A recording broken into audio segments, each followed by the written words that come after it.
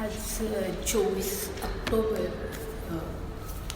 1918 आपण 13व्या अध्यायातला आता बराच शेवटचा जवळजवळ भाग आता पाहतो.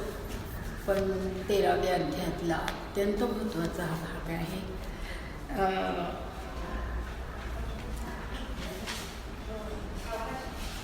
आत्तापर्यंत आपण जे काय पाहिलं त्याच्यामध्ये ज्ञान, अज्ञान, त्याच्या आधी क्षेत्र वगैरे हे सर्व आपण पाहिलेलं आहे. परंतु हे जे ज्ञानाच्या विषयी ज्या वेळेला भगवंतांनी विवेचन केलं त्यावेळेला त्यांनी शेवटची म्हणजे मला वाटतं 12वा श्लोक होता, त्या 12वा नाही 11वा श्लोक होता, त्या श्लोकामध्ये त्यांनी उल्लेख केलेला आहे.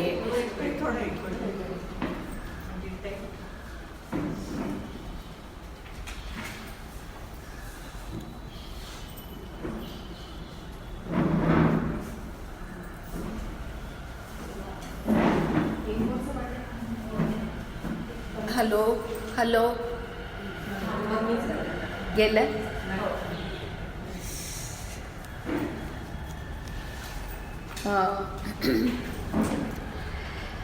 ज्ञान म्हणजे काय ते किंवा ज्ञानाची लक्षणं काय ते सांगत असताना सर्वात शेवटी 11व्या श्लोकामध्ये उल्लेख भगवंतांनी केला की सगळं ज्ञान म्हणजे काय हे किंवा ज्ञानाची लक्षणं सगळी आपल्याला कळली तरीसुद्धा ज्ञानामुळे जे काही आपल्याला कळायला पाहिजे, ज्ञेय ज्याला म्हणतात, ते ज्ञेयाचं स्वरूपच आपल्याला जर कळलं नाही तर त्या ज्ञानाचा काही उपयोग नाही असं त्यांनी त्या ठिकाणी म्हटलेलं होतं. आणि त्यामुळे आता हा जो भाग आहे ज्याला मी म्हटलं की अगदी खूप महत्त्वाचा असा हा भाग आहे, हा या ठिकाणी ज्ञेयाचं स्वरूप म्हणजेच दुसऱ्या शब्दामध्ये असं म्हणता येईल की ईश्वराचं स्वरूप. कारण ज्ञानाचं ज्ञेय काय, साध्य काय तर ईश्वराचं ज्ञान, परमात्म्याचं ज्ञान. तर त्याविषयी उल्लेख आता ह्याच्या पुढच्या भागामध्ये आहे. बरेचसे श्लोक आणि उभ्या ह्या त्या प्रकारच्या आहेत. आता 12वा श्लोक आपण घेतोय पहिल्यांदा. ज्ञेयं यत् तत् प्रवक्ष्यामि यज्ज्ञात्वा अमृतम् अश्नुते अनादिमत् परं ब्रह्म न सत् न असत् उच्यते.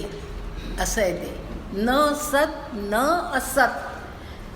हे त्याची फोड किंवा त्याचा अन्वय अशा प्रकारे आपण घेतला तरच आपल्याला बरोबर ह्याचे अर्थ कळत जातात. अर्थात ज्ञेयं यत् तत् प्रवक्ष्यामि म्हणजे भगवंत म्हणतात की मी तुला ते ज्ञेय जे आहे ते मी तुला सांगतो आहे. आणि सांगतो आहे म्हणताना प्रवक्ष्यामि म्हणताना असा भाव आहे की हे ज्ञेय जाणलं, ते आपल्याला कळलं. म्हणजे अर्जुनाला ते म्हणतायत की ज्ञेय हे कसं आहे तर हे ज्ञेय जाणलं किंवा जो जाणतो तो यज्ञात्वा अमृतम अश्नुते.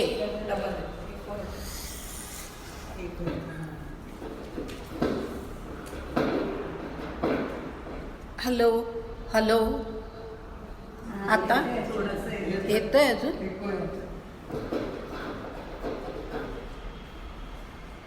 आता आता कसं आहे? नाही नाही येत. यज्ञात्वा अमृतम अश्नुते असं म्हटलेलं आहे. आधी मी फक्त त्याचे शब्द स्पष्ट करते की ज्याचं ज्ञान झालं, जे आपण जाणलं की काय होतं तर आपण अमृतत्वाला पोचतो, आपल्याला अमृतत्व प्राप्त होतं असा त्याचा अर्थ आहे. अमृतम अश्नुते म्हणजे आपल्याला आपण तिथपर्यंत पोचतो, अमृतत्वाची प्राप्ती आपल्याला होते. फार घन शब्द आहे खरं म्हणजे, पण आता मी फक्त एक शब्दच फक्त स्पष्ट करते, त्यानंतर त्याचा सखोल अर्थ आपण पाहणार आहोत. पुढे जे म्हटलंय ते अनादिमत परमब्रह्म, म्हणजे हे कसं आहे, हे ज्ञेय कसं आहे, तर ते अनादिमत आहे. म्हणजे ते त्याला आदी नाही आहे, आदिरहित आहे.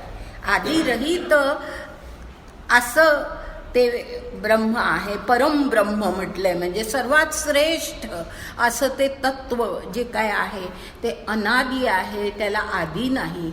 आणि न सत न असत उच्चते, म्हणजे जे ज्ञानी लोक आहेत ते काय म्हणतात की हे जे आहे तत्व ते कसं आहे, ते सतही नाही आणि ते असतही नाही, असं ते शब्दशः त्याचा अर्थ आहे. पण खूप सखोल अर्थ आहे या सगळ्यामध्ये आणि तो आपल्याला समजावून घ्यायचा आहे.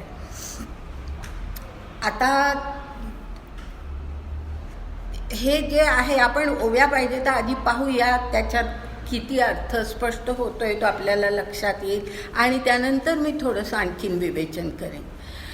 आता ओव्या अशा आहेत ह्याच्या की तरी ज्ञेय ऐसे म्हणणे वस्तुते येण्याची कारणे जे ज्ञाने वाचुनी कवणे उपाये नसे. म्हणजे त्या वस्तू म्हटले त्याचा अर्थ परब्रह्म. वस्तू हा शब्द, तत्व, वस्तू हे शब्द परब्रह्माला उद्देशून वापरले जातात. तर ते जे वस्तू ती जे आहे ते परब्रह्म जे आहे ते तत्व जे आहे त्याच्या ज्ञानाशिवाय काही उपायच नाही, अशा प्रकारचं ते ज्ञेय आहे. आणि का उपाय नाही तर पुढे असं म्हटलंय आणि जाणीतले या वरवते, म्हणजे जाणल्यानंतर काही करणे नाही जेथे जाणण्याची तन्मयाते आणि जयाचे. ह्याचा अर्थ असा की एकदा तुम्ही ते जाणलं, तुम्हाला त्याचं ज्ञान झालं की हे जे आहे ना काही करणे नाही जेथे, ह्या अशा काही शब्दांचे चुकीचे अर्थ आपल्या समाजामध्ये रूढ झालेले की एकदा आपल्याला ईश्वराची प्राप्ती झाली की मग पुढे आपल्याला काही करायचं नाही, आपण तिथपर्यंत पोचलो की पुढे काही कर्म नाही, संपलं कर्म, असं अशा प्रकारची. आणि ही अशा प्रकारे हे विचार किंवा ह्या अशा कल्पना रूढ व्हायला त्याला काही कारणही आहे की आपल्या ज्या तत्वज्ञानाचे जे निरनिराळे ग्रंथ आहेत की एक उदाहरण द्यायचं म्हणजे आता पातंजल योग जो आहे त्या पातंजल योगामध्ये अशा प्रकारची कल्पना आहे की पहिल्या ज्या पायऱ्या आहेत की यम, नियम, आसन, प्राणायाम, प्रत्याहार इथपर्यंत तुम्ही जाता. हे सर्व मी आधी स्पष्ट केलंय म्हणून मी आता त्याचं स्पष्टीकरण करत नाही. इथपर्यंत तुम्ही जाता तोपर्यंत तुम्ही कर्म केलं पाहिजे, असं पातंजल योगाची ही कल्पना आहे की तिथपर्यंत कर्म माणसाने केलंच पाहिजे.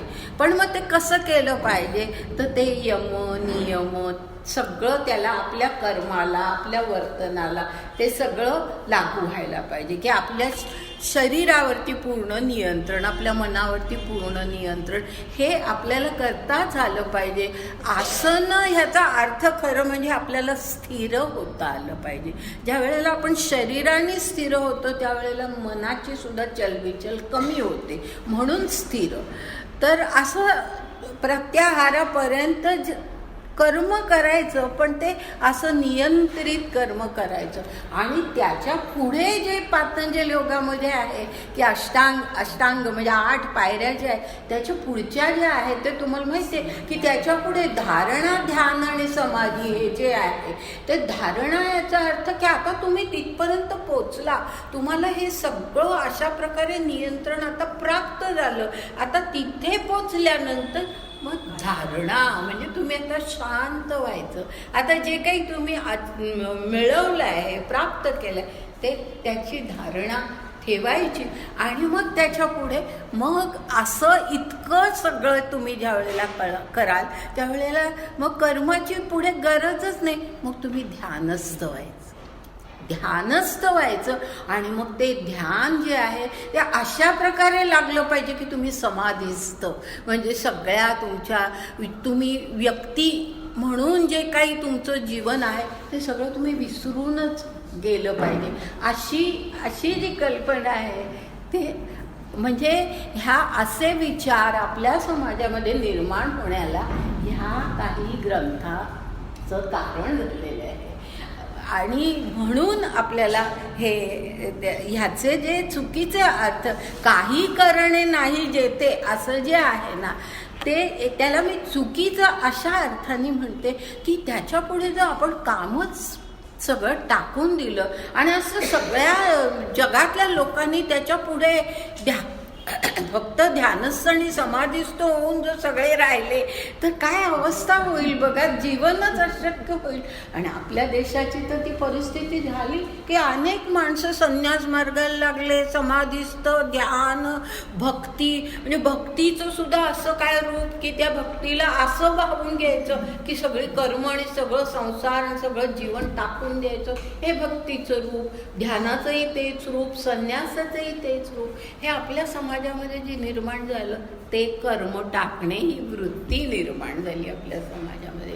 त्याला ही काही कारणं आहेत, नाही असं नाही, पण ही वृत्ती म्हणजे ह्या अशा गोष्टींचा अर्थ आपण खरं म्हणजे सखोल जाऊन पाहायला पाहिजे की काही करणे नाही जेथे, ह्याचा अर्थ असा की तुम्ही व्यक्ती म्हणून ज्या वेळेला जगता त्यावेळेला आपल्या आसक्ती, आपल्या इच्छा ह्यानुसार आपण सगळी कर्म करत असतो की मला हे हवंय म्हणून मी हे करणार, मला हे नको आहे म्हणून मी हे करणार नाही. जसं अर्जुन म्हणतोय ना की मला हे युद्धाचे परिणाम जे आहेत ते मला नको आहेत म्हणून मी युद्ध करणार नाही. अशा प्रकारच्या म्हणजे ज्याला कर्मयोगामध्ये असं म्हटलंय की कर्माच्या हेतूला आपण महत्त्व देतो. ह्या हेतूसाठी कर्म करायचं किंवा हा हेतू आपल्या मनात नाही म्हणून कर्म करायचं नाही, अशा प्रकारची वृत्ती निर्माण होते. तर तसं हे नाही आहे. ह्या ठिकाणी तुम्ही कर्म जे संपूर्ण गीता नाही तर काय आहे, गीता हेच आहे ना की कर्माला प्रवृत्त केलं आहे अर्जुनाला. जे कर्म त्याला उचित आहे त्या ठिकाणी त्या कर्माला प्रवृत्त केलेलं आहे. आणि मग जर त्याला प्रवृत्त केलं असेल तर कर्म करणे नाही असा त्याचा जर आपण असा अर्थ घेतला तर आपण फार वेगळ्याच मार्गाकडे जाऊ, आपण संन्यास मार्गाकडे जाऊ. आणि जे अर्जुनाला हवंच आहे की नको हे मी भिक्षा मागितले तरी मला चालेल असं म्हणतो तो. आठवते ना पहिले दुसरे अध्याय सगळे असे आहेत. तर त्यामुळे त्याला तर कर्म प्रवृत्त करायचं आहे. म्हणून ह्याचा जो अर्थ आहे तो असा घ्यायचा की कर्म करताना जे कर्माच्या मागे आपले हेतू असतात, आपल्या ज्या वासना असतात, आपल्या ज्या आसक्ती असतात त्या आपण टाकायच्या असतात. आसक्ती टाकणं, हेतू म्हणजे मला हे मिळवायचं आहे म्हणून मी हे करायचं.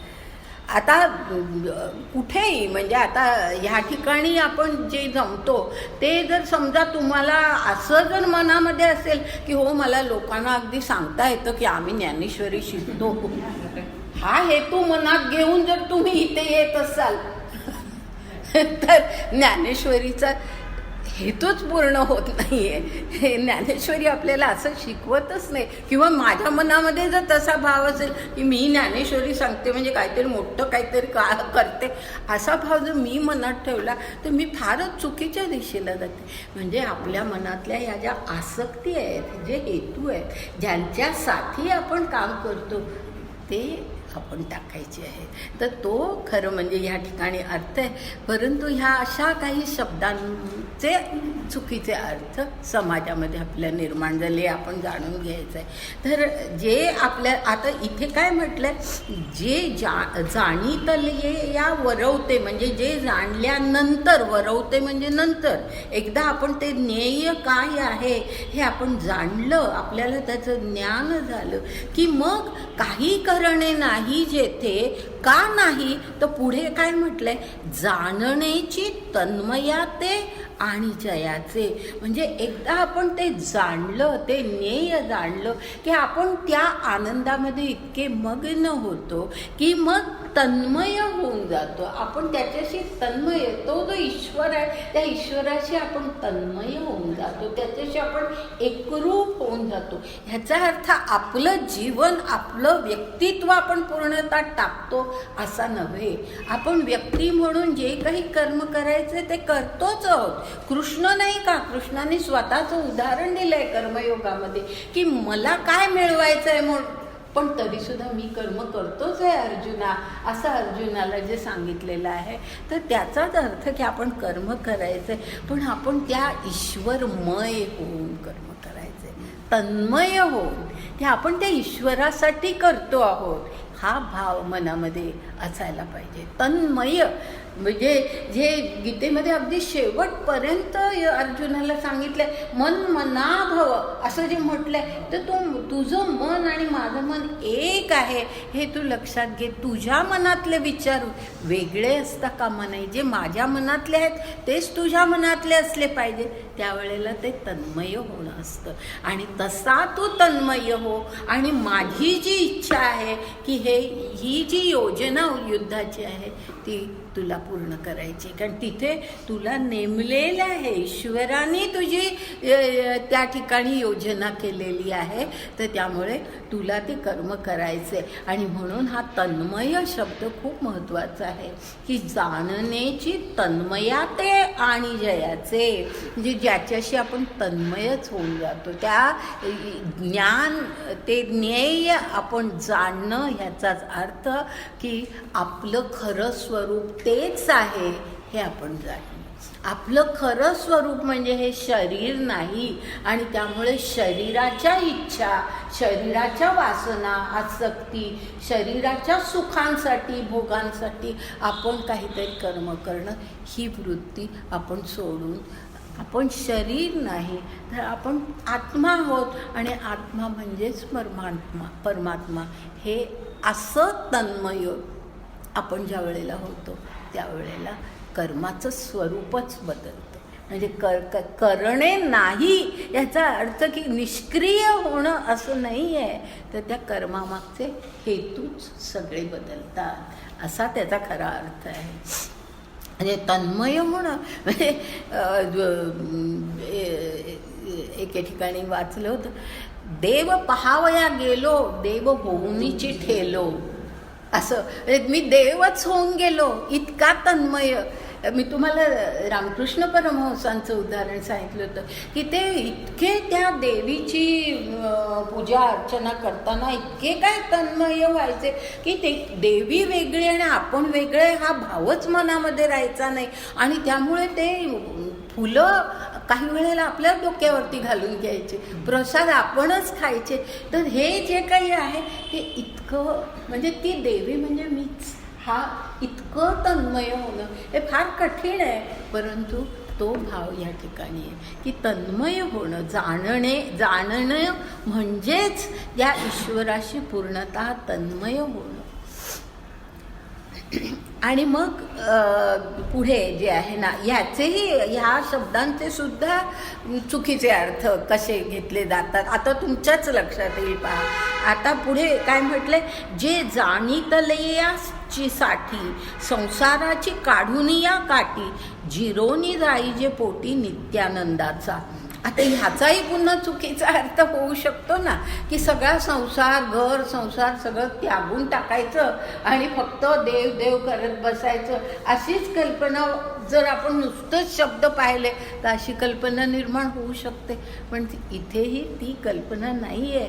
संसाराची काढुनिया काठी ह्याचा अर्थ की त्या संसारामध्ये म्हणजेच या सगळ्या जीवनातल्या सगळ्या विषय भोगांमध्ये, आसक्तींमध्ये, विकारांमध्ये आपण जे अडकलेलो आहोत, ती संसाराची काठी म्हणजे कुंपण, संसाराचं कुंपण आहे ते. आपण तिथे अडकून बसलो आहे त्या कुंपणामध्ये. आपण त्याच्यातून बाहेर येण्याचा प्रयत्नच करत नाही. काठी, संसाराची काढुनिया काठी असं म्हटलंय.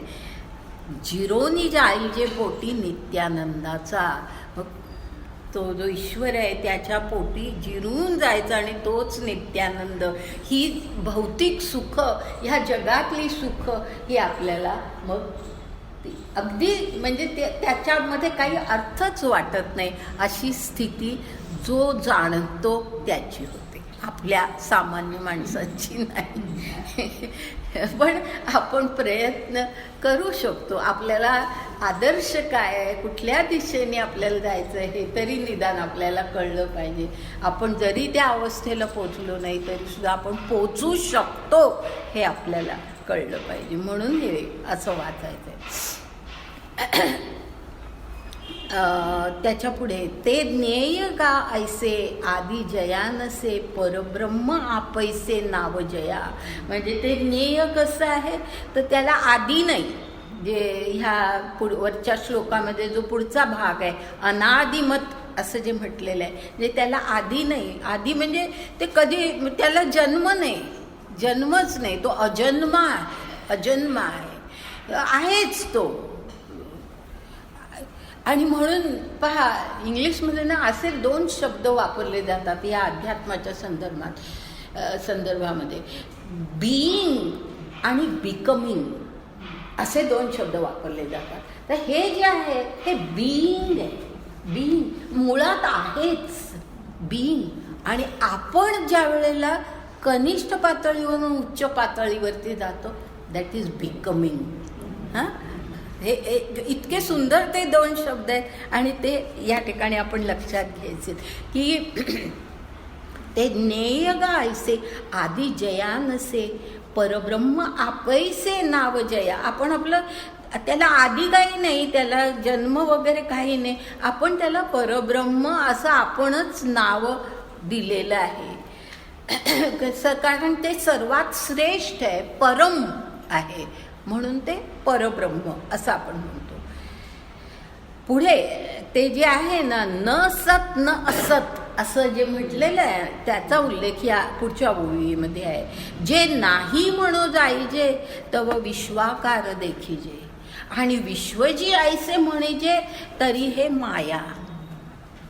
हां, म्हणजे जर आपण हे असत आहे, नाही असंच आपण म्हटलं, आहे कुठे ईश्वर, दिसतो कुठे, आपल्याला काही दिसत नाही, म्हणजे मग तो नाही.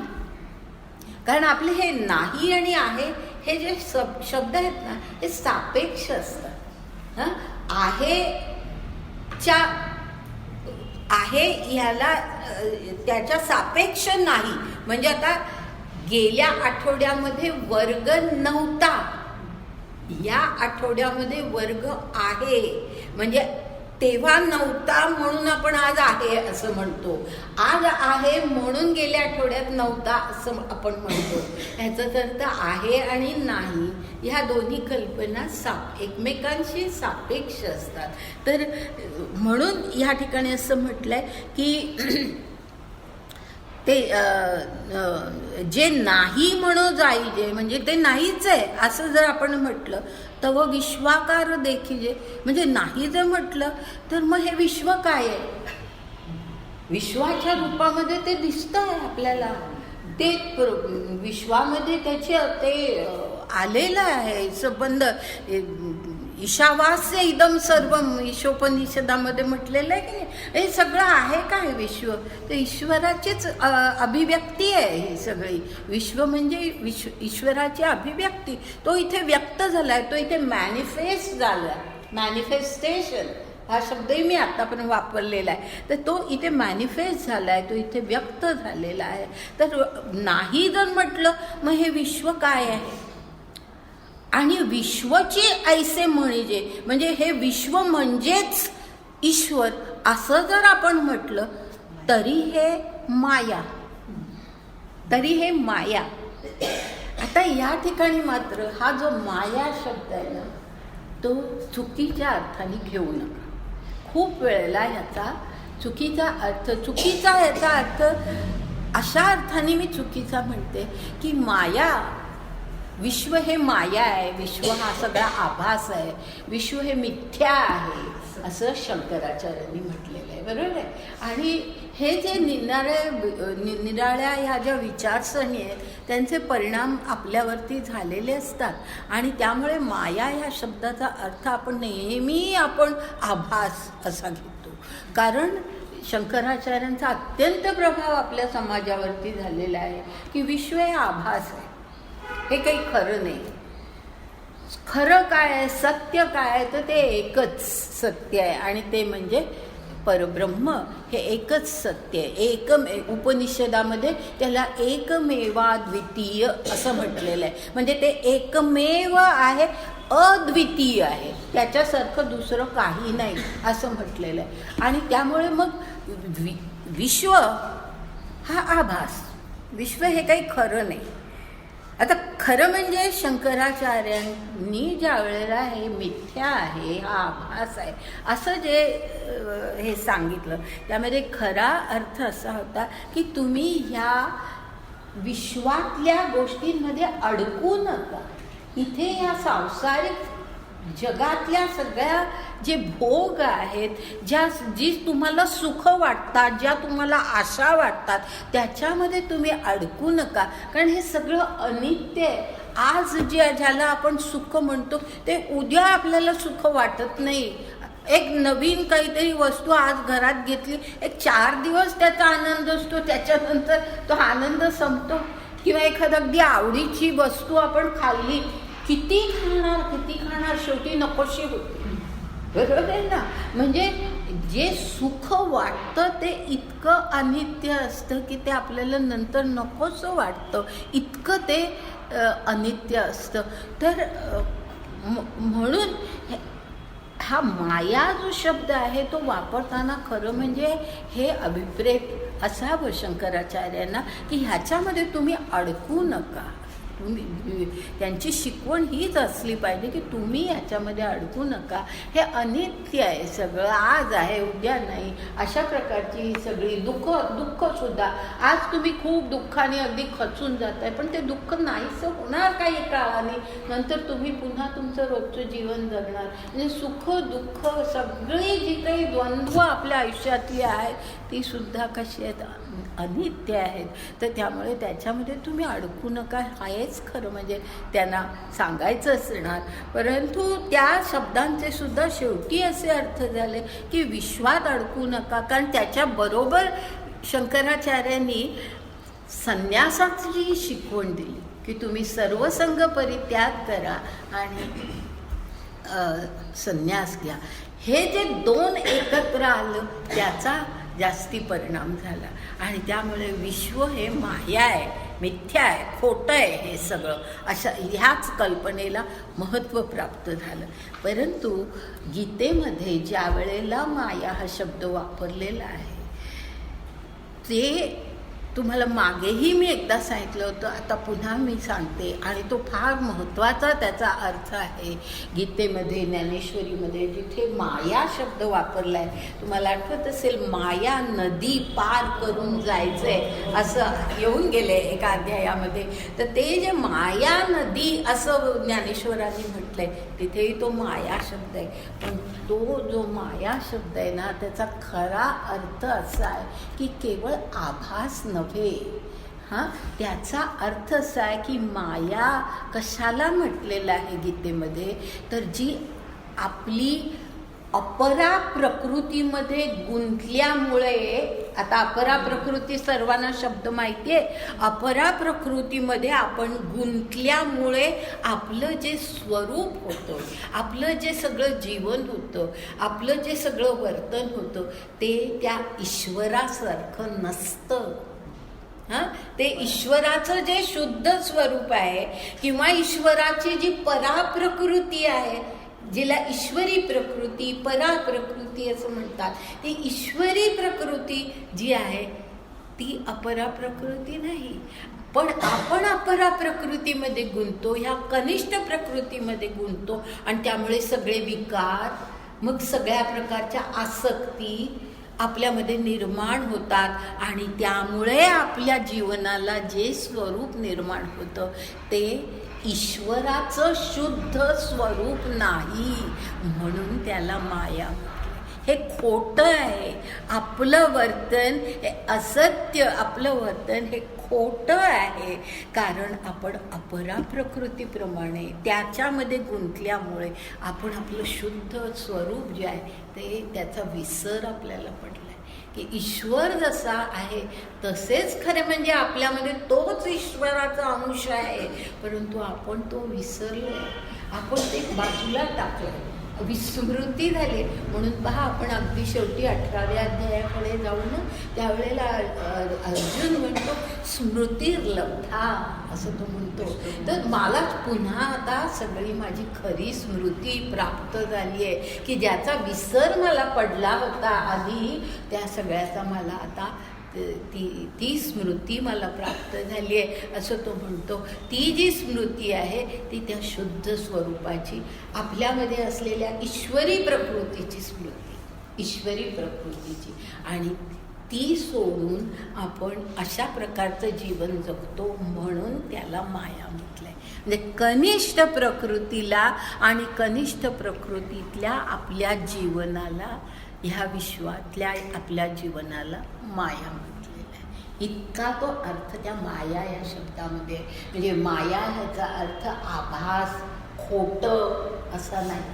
म्हणजे त्यांनी म्हटलं जगत मिथ्या असं म्हटलं शंकराचार्यांनी, पण त्यांना अभिप्रेत हेच असावं की जगामध्ये आपण जे जगतो ते चुकीचं, आपण अपराप्रकृतीनुसार जगतो आणि ते चुकीचं वर्तन आहे. आपण पराप्रकृती आपल्यामध्ये आहे, शुद्ध ईश्वरी प्रकृती आपल्यामध्ये आहे, त्याप्रमाणे आपण जगलं पाहिजे, अशीच त्यांची शिकवण खरं म्हणजे असणार आहे. परंतु काय होतं की दिलेली चांगली शिकवण पुढे हळूहळू त्याला फाटे फुटून जातात, त्याचं चुकीचं रूप समाजामध्ये निर्माण होतं आणि फक्त एवढाच भाग घेतला गेला की हे विश्व हे सगळं आभास आहे, हे सगळं खोटं आहे, म्हणून या संसाराचा त्याग करायचा, ह्याच्यातून बाहेर पडायचं आणि संन्यास घ्यायचा. म्हणजे संन्यास ही एक पळवाट होते की नको हे काय ह्याच्यात आहे, कुठे आपल्याला कधी सुख मिळणार आहे, कधीच मिळणार नाही आहे, किती कष्ट केले काही किती प्रामाणिक वागलं तरी सुद्धा इथे कधीच यश मिळणार नाही, म्हणून पळवाट असते. तर एके ठिकाणी अरविंदांनी असं म्हटलंय की एखादी गाठ, गच्च बसलेली गाठ ज्या वेळेला सुटत नाही आपल्याला, म्हणजे गच्च बसलेली गाठ, त्याचा अर्थ काय की ह्या संसारात आपण जे अडकलेलो आहोत की हे ते आपल्या वाट्याला येत असतं, कधीतरी क्षणभर सुख असतं आणि ढीगभर दुःख असतं, हे सगळं आपण पाहत असतो, भोगत असतो. हे सगळं जे आहे ना, ती जी गाठ आहे ती अशी घट्ट बसलेली आहे आणि ते म्हणतात, अरविंद म्हणतात की घट्ट बसलेली गाठ सोडवताच येत नाही, म्हणून दोरीच कापून टाकावी, तसं संन्यास आहे. काय सुंदर त्यांनी विचार मांडलाय पा, की ती गाठ सुटतच नाही आहे आपल्याला, आपण आणखीन त्याच्यात अडकतो, मग कापूनच टाकायची. पळवाट काय तर संन्यास. अर्जुन सुद्धा म्हणतोय ना की नको मला, मी भिक्षा मागतो, मी संन्यासी होतो, ते मला जास्ती, कारण हे मला सहन होत नाही, हे युद्धाचे परिणाम जे काही होणार आहेत हे मला सहन होत नाही आहे. म्हणजे ज्या गोष्टीला सामोरं जायला पाहिजे ते न जाता आपण त्याच्यातून पळवाट काढतो आणि ते अशा प्रकारे चुकीचे काहीतरी विचार आपण करतो. तर माया ह्या शब्दाचा चुकीचा अर्थ ह्या ठिकाणी घेऊ नका, की तरी हे विश्व आपल्याला दिसतं म्हणून ते सत्य वाटतं, पण ते कसं आहे, तरी हे माया. म्हणजे त्या विश्वामध्ये ईश्वर आहे, पण त्या ईश्वरासारखं हे विश्व झालेलं नाही आहे. आता लक्षात आलं ना अर्थ, की ईश्वराचं जे स्वरूप आहे ते विश्वामध्ये दिसत नाही. विश्व फारच विकृत अवस्थेला गेलेलं आहे, म्हणून माया म्हटलेलं. फार सुंदर शब्द आहे, पण ते योग्य प्रकारे त्याचा अर्थ घेतला पाहिजे. पुढे रूपवर्ण व्यक्ती नाही दृश्य द्रष्टा स्थिती, तरी कोण कैसे आथी म्हणावे पा. म्हणजे ह्या ईश्वराला आहे तो कोणे कैसे आथी म्हणावे. म्हणजे कोणी असं म्हणावं की आहे ईश्वर, हे कसं म्हणावं. त्याला नाही रूप, त्याला नाही वर्ण, तो नाही व्यक्त होत, तो दृश्य नाही आहे आणि आपण द्रष्टा पण नाही होत. म्हणजे आपण ईश्वराला पाहू शकतो. द्रष्टा या शब्दाचा जो उपयोग इथे केला आहे तो स्वतःला केला आहे. आपण ईश्वराला पाहू शकत नाही. म्हणजे आपल्यामध्ये द्रष्टे पण नाही आणि तो दृश्य नाही. आपल्यामध्ये द्रष्टे पण नाही आणि तो दृश्य नाही. त्याला रूप नाही, वर्ण नाही, तो व्यक्त नाही. मग कोणी कैसे म्हणावे आथी, असं प्रश्न केलाय त्यांनी. आणि साचची जरी नाही तरी महदाधिक कोणे ठाई, स्फुरत कैचे काही तेणे विण असे.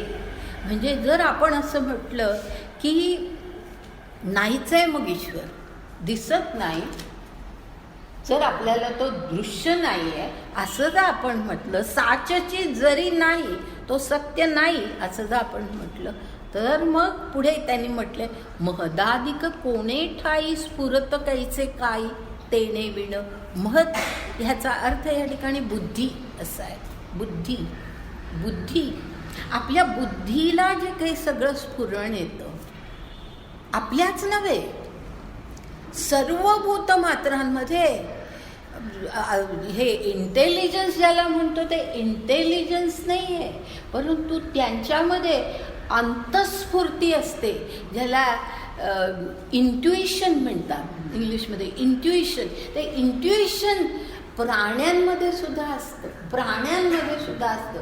खूप मागे तुम्हाला आठवत असेल, आपण वर्गामध्ये थोडीशी चर्चा केली होती की पक्षी एका विशिष्ट दिशेने हजारो मैल का जातात. याला आत्तापर्यंत सायन्सने उत्तर दिलेलं नाही. सायन्स सांगू शकत नाही, अजून तरी सांगितलेलं नाही की का असं होतं.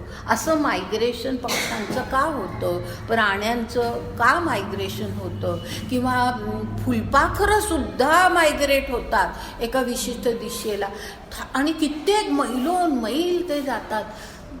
हे असंच का होतं, ह्याला सायन्सनी आत्तापर्यंत उत्तर दिलेलं नाही आहे. आणि अरविंद जर आपण वाचले ना, अरविंदांनी याचं स्पष्टीकरण इतकं सुंदर केलं आहे. ते असं म्हणतात की आपण माणसं आपल्यामधलं अंतस्फुरण जे आहे, अंतस्फूर्ती ती आपण घालवली आहे, पण ह्या प्राण्यांमध्ये ती आहे. त्यांना अंतस्फुरण होतं, त्यांना आतून कळतं. एरवी ना ह्या अनेक गोष्टींना इन्स्टिंक्ट्स म्हणतात, पण हे इन्स्टिंक्टिव्ह नाही. अरविंदांनी सांगितले की हे इन्स्टिंक्टिव्ह नाही आहे. त्यांना अंतस्फुरण होतं, त्यांना आतूनच आदेश मिळतो की असं करा. हा आतून त्यांना आदेश मिळतो. काय अत्यंत सुंदर याचं स्पष्टीकरण मला वाटतं लाईफ डिवाईन हा जो ग्रंथ त्यांचा वाचला ना, तर त्या ग्रंथामध्ये इतकं सुंदर त्याचं स्पष्टीकरण आहे की हे जे सगळं घडतं हे त्या प्राण्यांमधल्या इंट्युइशनमुळे घडतं, की त्यांच्यामध्ये आतून स्फुरण निर्माण होतं.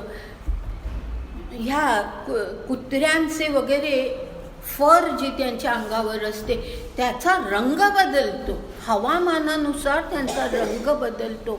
हे मी डोळ्यांनी बघितलेलं आहे. अमेरिकेमध्ये माझ्या आमच्या घरामध्ये जी कुत्री होती ती उन्हाळ्यामध्ये तिचा रंग लाईट व्हायचा, म्हणजे ती अशी अल्सेशन कसे दिसतात तसे ते रूप होतं. तर ती लाईट व्हायचं, तिची फर सगळी अशी ब्राउनिश सोनेरी दिसायची जास्त, आणि हिवाळ्यामध्ये ती काळी जास्त दिसायची.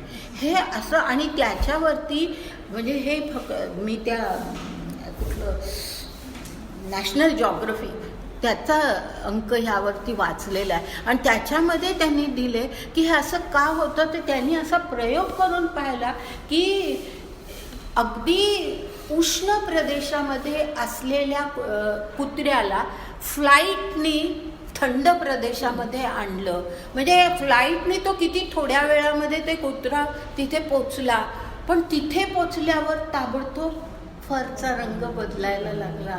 म्हणजे हे त्यांना आतून जाणवतं की आता ही जी थंडी आहे त्या थंडीमध्ये ती फर आपली कशी असेल तर आपल्याला जास्ती संरक्षण मिळेल. हे जे घडतं ही अंतःस्फूर्ती आहे. आणि अरविंद म्हणतात की आपण माणसांनी हे अंतःस्फुरण आपण घालवले, आपण आपल्या या इंटेलिजन्सवरती इतका भर देतो की आपल्या बुद्धीने आपण जगामध्ये सगळं काही मिळवू अशी आपल्याला एक भलतीच बुद्धीची ताकद वाटते. पण तसं नाही आहे, अंतःस्फूर्ती फार महत्त्वाची असते. असं त्याचं फार सुंदर स्पष्टीकरण लाईफ डिवाईनमध्ये आहे. तर थोडं विषयांतर झालं, पण या ठिकाणी जे आहे ते असे आहे की हे जे महद म्हटलं आहे ना, ते महद म्हणजे बुद्धी. जर आपण ह्या विश्वाला किंवा त्या विश्व म्हणजे ईश्वर नाही किंवा ईश्वर खोटाच आहे असं जर म्हटलं, साचची जरी नाही तरी महदाधिक कोणे ठाई स्फुरत कैसे काही, म्हणजे आपल्या या बुद्धीला कित्येक वेळेला स्फुरण येतं. आपले अनुभव असतात बघा, ते आपल्याला असं वाटतं अरे कसं काय हा विचार आपल्या मनात आलाच कसा, की जो विचार कित्येक वेळेला खूप काहीतरी कठीण परिस्थितीतून आपल्याला तारून नेणारा विचार असतो. हा विचार आला कसा, हे आपल्याला सुचलं कसं, हे जे आपल्याला वाटतं ना ते अंतःस्फुरण असतं. आणि म्हणून या ठिकाणी म्हटलंय की महदाधिक कोणे ठाई स्फुरत कैसे काही तेणे विण, म्हणजे ते आता या ईश्वर ते आपल्यामध्ये असं अंतःस्फूर्तीने या गोष्टी निर्माण करत असतो. आता अरविंदांच्या बाबतीमध्ये अरविंदांचे लाईफ ज्यांनी कोणी माझ्याकडून ऐकलं असेल गेल्या ह्याच्यामध्ये, त्याच्यामध्ये मी त्यांना कसे आदेश मिळत होते त्याचं वर्णन मी केलं होतं, आठवतं ना, की कसे आदेश मिळत होते की तू हे करू नकोस, तू इथे राहू नकोस, तू पॉंडेचेरीला जा, असा आदेश त्यांना मिळाला. किंवा ते तुरुंगामध्ये अलीपूरच्या तुरुंगामध्ये असताना त्यांना असं झालं की हे दुःख मला तर देशभक्तीसाठी किंवा देशाची सेवा करण्यासाठी माझे प्रयत्न करायचे, आणि मला असं तू तुरुंगात का टाकलंयस ईश्वरा, असं ईश्वराला त्यांनी प्रश्न केला. त्यावेळेला ईश्वराने सांगितलं, म्हणजे त्यांना आतून तो आवाज ऐकायला आला की जरा थांब आणि पहा. हे जे आहे हे आतले आदेश येतात, आपल्यालाही येतात, पण आपण कानच देतो, आपण लक्ष देतो, आपली दृष्टी आपले कान सगळे बाह्य जगाकडे लागलेले असतात. तर हे जे आहे ना, तर म्हणून त्याचा उल्लेख या ठिकाणी आहे की महदाधिक कोणे ठाई स्फुरत कैसे काही तेणे विण, त्याच्यामुळे त्या ईश्वरामुळे ही बुद्धीला सुद्धा आतून स्फुरण येत असतं. म्हणून आथी नाथी हे बोली, म्हणजे आहे नाही असं म्हणणं, जे देखोनी मुकी जाहली विचारासी मोडली वाट जेथ, म्हणजे आथी नाथी ही बोली जी आहे ती मुकी जाहली, आपण थोड आहेही म्हणू शकत नाही, नाही म्हणू शकत नाही. म्हणून ते म्हटलंय की सत न असत उच्चते, न सत न असत उच्चते. ज्ञानी लोक असं म्हणतात की ईश्वर आहे, सत्य आहे का असत्य आहे हे स्पष्टपणे सांगता येत नाही. ह्याचं कारण हे असं आहे, आथी नाथी हे बोली, जे देखोनी मुकी झाली, म्हणजे ती बोली मुकी झाली, विचारासी मोडली वाट जेथ, म्हणजे आपला विचारच आपल्याला पुढे करता येत नाही. जैसी भांड घट शरावी तदाकारे असे पृथ्वी, तैसे सर्व होऊन या सर्वी असे जे वस्तू. म्हणजे भांड म्हणजे मातीचं, ज्ञानेश्वरांचा काळ आहे, मातीची भांडी असायची, त्यामुळे मातीची भांडी असो, घट म्हणजे डेरा ज्याला म्हणतात, मोठा घट, आणि शरावी याचा अर्थ घागर. तर ही जी मातीची भांडी सगळी जी असतात ते काय असतं, तदाकारे असे पृथ्वी, म्हणजे निरनिराळ्या आकारांनी मातीला दिलेले निरनिराळे आकार असतात. यापेक्षा वेगळं काय असतं, म्हणजे मूळ काय आहे त्याच्यात, तर आकार असतील वेगळे, जसे आपले सगळ्यांचे, प्रत्येक माणूस वेगळा, म्हणजे आकार वेगळे, आपलं वर्तन वेगळं, आपल्या इच्छा वेगळ्या, सगळं वेगळं, आकार वेगळे, पण मूळ जसं ह्या भांड्यांच्या मध्ये मूळ काय आहे, माती, पृथ्वी याचा अर्थ माती. तर तदाकारे असे पृथ्वी म्हणजे मातीच त्यातलं मूळ आहे. तसं तैसे सर्व होऊन या सर्वी असे जे वस्तू, म्हणजे तो परमेश्वर जो आहे तो विविध आकार त्याने ह्या विश्वामध्ये घेतलेले आहेत, पण तो एकमेवा द्वितीय असा तो आहे. म्हणजे तो आहे का नाही, तो सत का असत, ह्याचं हे अशा प्रकारे वर्णन केलेलं आहे.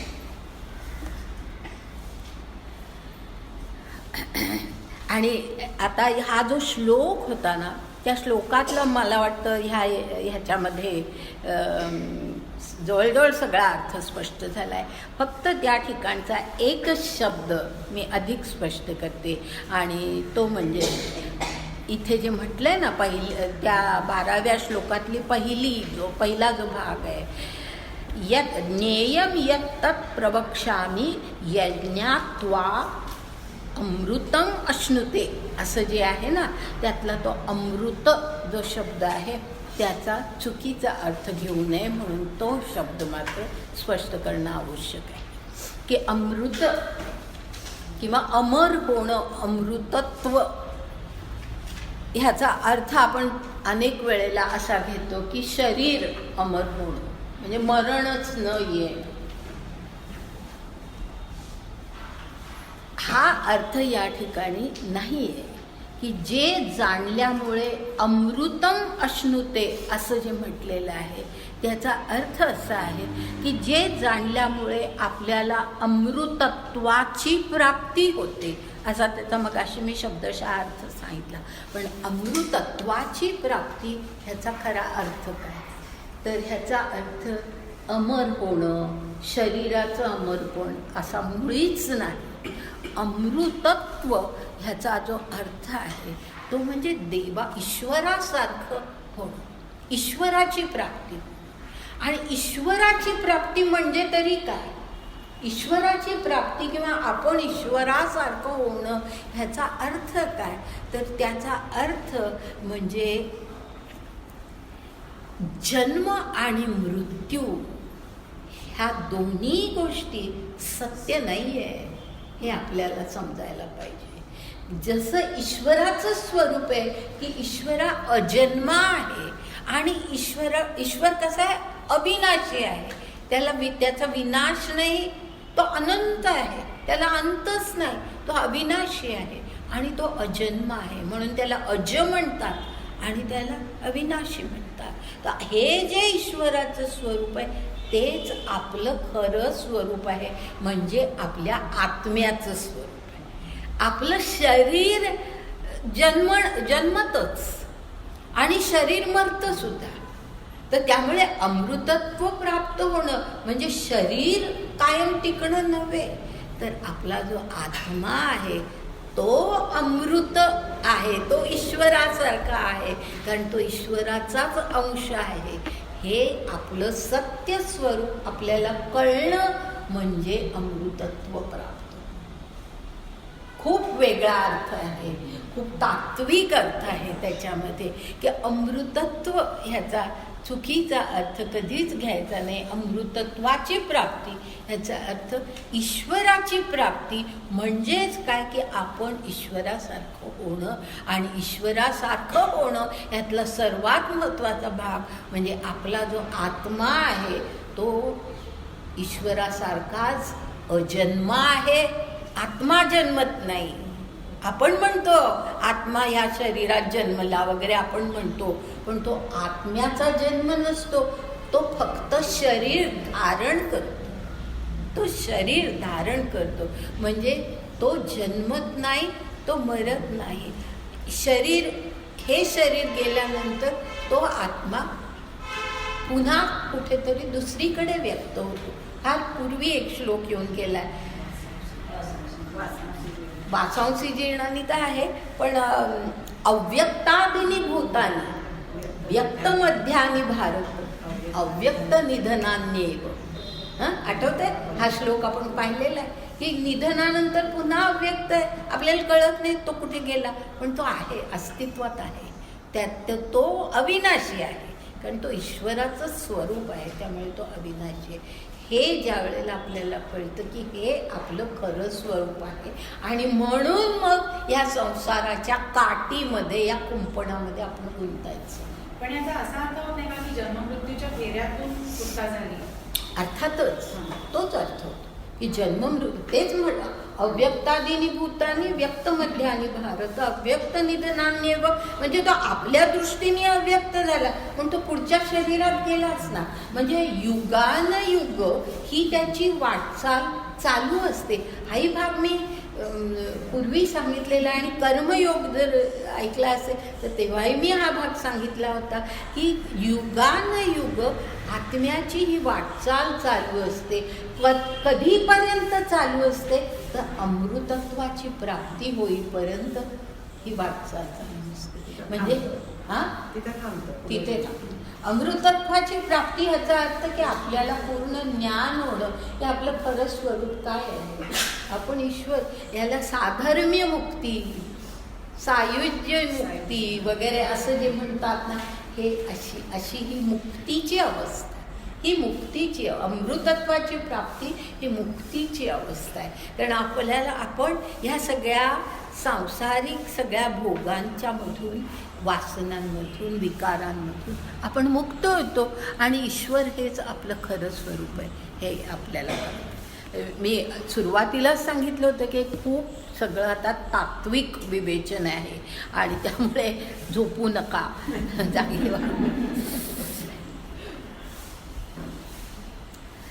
आता पुढे जाऊया आपण. अमृतत्व ही कल्पना मला स्पष्ट व्हायला पाहिजे होती आणि ती झाली. बाकीचा भाग आहे तो ओव्यांमध्ये स्पष्ट झालेला आहे. आता पुढच्या श्लोकाकडे जातोय आपण, 13व्या श्लोकाकडे.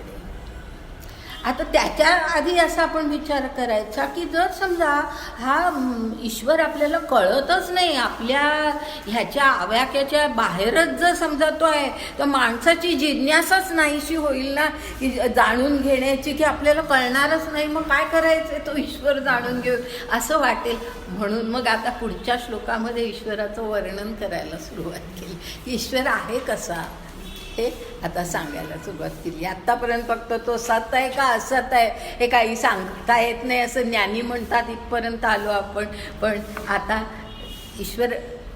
ईश्वर म्हणजे काय, ईश्वर कसं आहे हे आता सांगायला सुरुवात पुढे केलेली आहे. आणि 13व्या श्लोक जो आहे तो असा आहे, सर्वतः पाणिपादम तत् सर्वतोक्षि शिरोमुखम सर्वतः श्रुतिम लोके सर्वम आवृत्य तिष्ठती असं म्हटलेलं आहे.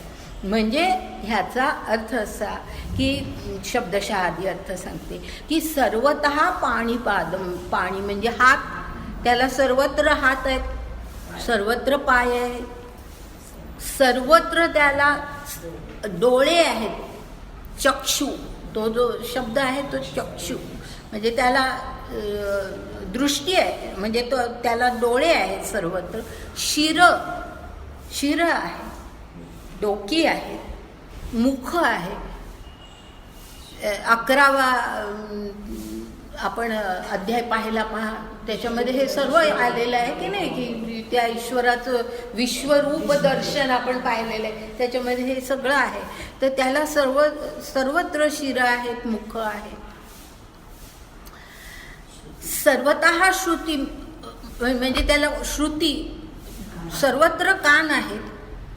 आणि पुढे म्हटलंय ह्या लोकाला म्हणजे ह्या सर्व विश्वाला सर्वम आवृत्य तिष्ठती, सर्व या विश्वाला आवृत्य म्हणजे सर्वाला धरून तो राहिलेला आहे किंवा व्यापून राहिलेला आहे.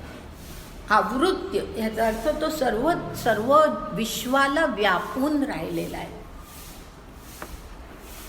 आता हे ईश्वराचं वर्णन करायला सुरुवात केली. सर्वत्र पाय आहेत, हात आहेत. आता या ठिकाणी एक असा शंका मनामध्ये येऊ शकते, म्हणजे मी अभ्यास करत असताना असल्या शंका माझ्या मनामध्ये येत होत्या, म्हणून तुम्ही विचारायच्या आधीच मी सांगते की असं कसं, जर सर्वत्र संबंध जगामध्ये ह्याला पायच आहे असं जर आपण म्हटलं, मग हाताला जागा कुठे आहे? बरं हात आहेत, मग डोळ्याला जागा कुठे? सगळीकडे जर हेच व्यापलेलं आहे असं जर आपण म्हटलं, तर मग ह्याला जागा कुठे आहे? दुसऱ्या अवयवाला जागा कुठे? अशी शंका येऊ शकते. म्हणून त्या शंकेचं उत्तर असं आहे की त्याला सर्वत्र डोळे आहेत, सर्वत्र हात आहेत, सर्वत्र पाय आहेत. ह्याचा अर्थ जो आपण इंद्रियांचा जो काही अर्थ घेतो की आपले हे डोळे, आपले हे हात, की हे इंद्रिय ह्यांचा आपल्याला जो अर्थ वाटतो तो त्या अर्थाने नाही आहे. ह्याचा अर्थ म्हणजे त्याला सर्वत्र डोळे आहेत, म्हणजे तो सर्वकडे पाहतो, तो सर्व साक्षी आहे, त्याला सर्वत्र पाय आहेत. याचा अर्थ तो सर्व ठिकाणी जातो, तो सर्वत्र आहे, त्याला सर्व ठिकाणी तो पोचतो. त्याचे हात सर्वत्र आहेत. ह्याचा अर्थ जगामध्ये होणारे सगळे व्यवहार, सगळ्या घटना आपण करतो ती सगळी कर्म त्याचे हात करत असतात. इनविजिबल हँड्स, इनविजिबल, आपल्याला दिसत नाही, ते दिसत नाही त्याचे हात, पण ते हात ते काम करत असतात. मग ते वाईट कृत्य समाजामध्ये मानलं, आता युद्ध हे सुद्धा काही तसं त्याच्यामध्ये एवढी हत्या होणार आहे, पण ते सुद्धा कृत्य तो ईश्वरच करतोय. म्हणजे ते कृत्य कशा प्रकारचं आहे. आणि म्हणूनच शेवटी अर्जुनाला हेच सांगितलं की तू पापाचा वगैरे विचारच करू नको, ही कर्ममुळे सगळी माझी आहे, तुझी ती कर्मच नाही, असंच सांगितलेलं आहे. तर त्यामुळे कर्म करणारा तोच आहे, तो सर्वत्र पोचू शकतो त्याला, म्हणून त्याला सर्वत्र पाय आहे, तो सर्व साक्षी आहे, म्हणून त्याला सर्व डोळे आहेत, त्याला सर्वत्र कान आहे. त्याचा अर्थ काहीही असेल ते त्याला ऐकायला जातो.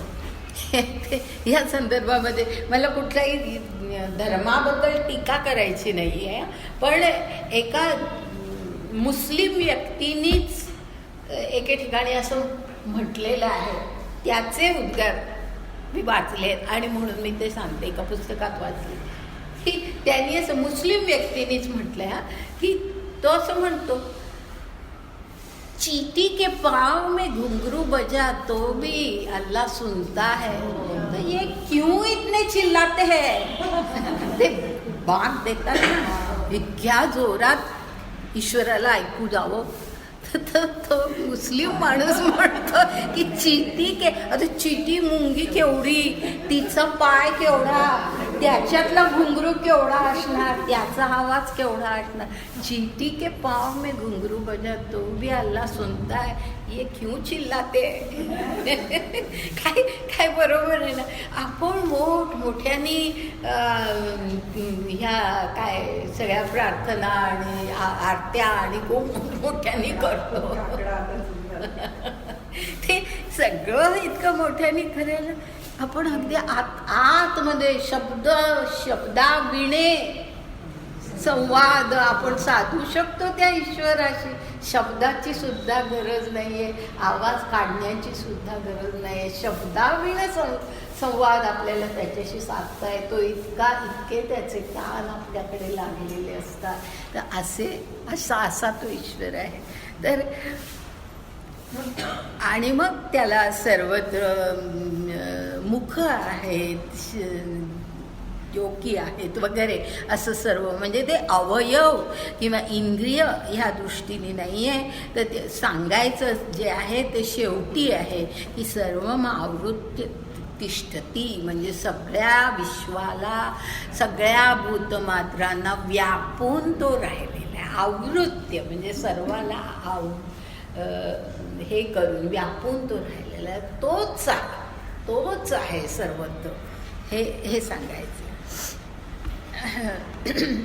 ओव्या थोड्या वाचूया. आघवाची देशी काळी, नवथा देश काळा वेगळी, जे क्रिया स्थूळी तेची हात जयाचे.